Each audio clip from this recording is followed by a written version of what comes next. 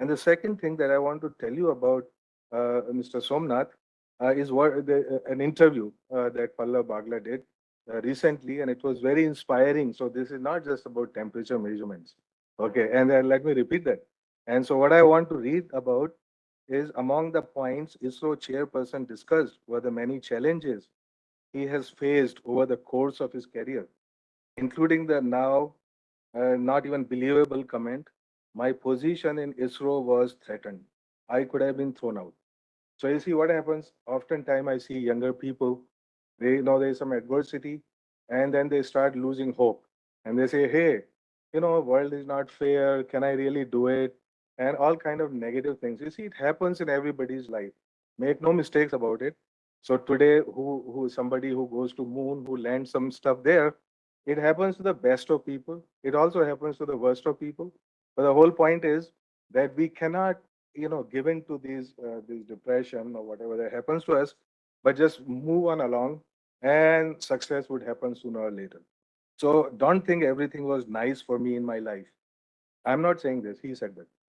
I also face challenges in personal life and official life. You can be thrown out of an organization.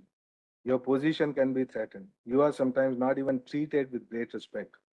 I'm not even treated with any respect. Forget great respect.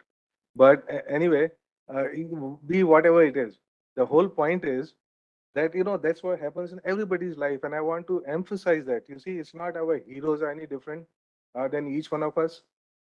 Each one of us is that has that potential to be that hero if we're not given to the negativity of life. Looking back on his career, India's top spaceman recalled harsh words ahead of an earlier launch. Many years ago, in launch of GSLV Mark III expedition, there was every possibility of a failure, but somebody had to take the decision of launching, and I took it. That could have been threatening because you see, you take risk, you fail, then you are in big trouble, isn't it? So I mean, that's what I want to say. That isn't it better for me just to do, status quo? Just that's how most people in this world live. But unless you take risk, that there is no big success that is ever possible.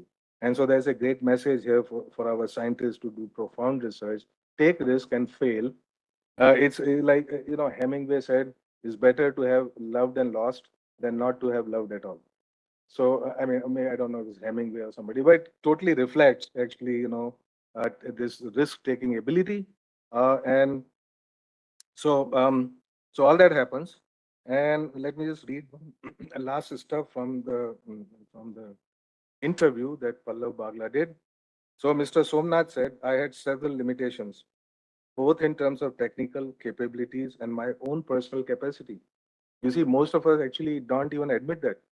And so it is so good, when somebody say, look, each one of us have limitations, but to know what those limitations are and to overcome them, that is true hero's job. And a good scientist actually knows that. A dispassionate analysis, which is called Atmachintan, and not Atmachinta, but Atmachintan, which is positive, not negative. So you say, look, you work on this over a period of time in your own way. Very good. For me, my mental and physical growth as subject to knowledge growth was thanks to various people who came in my life at different times and gave me insight. Now, most people believe that if they are successful, it's because they are so capable. But if they fail, it's because of everybody else's failure. Right? You say, ah, my boss didn't support, what happened, something happened, right? So this is fairly clear that this is, that's not the right way to think about it. So when one is successful, one gives ample credit to your team and your, people who actually worked around it, generations of it that work around it and make it all successful. So that's the hallmark of great leaders. And Mr. Somnath, I'm so happy to say, is one of such leader. And so I will conclude. Yeah. I said I'll conclude, but after three more sentences, you can clap again after that. So, okay. Now this is the punchline. Okay, here. So the concluding sentence, I was so impressed by it. You say, we think of ourselves as so inferior today that we are not technologically advanced, not financially powerful, And we always think we are poor, we can't invest in all of this. I believe that this has to go. For a nation which thinks that they are the one who are creators of knowledge, he said, emphasizing, India can lead and will be a developed country soon.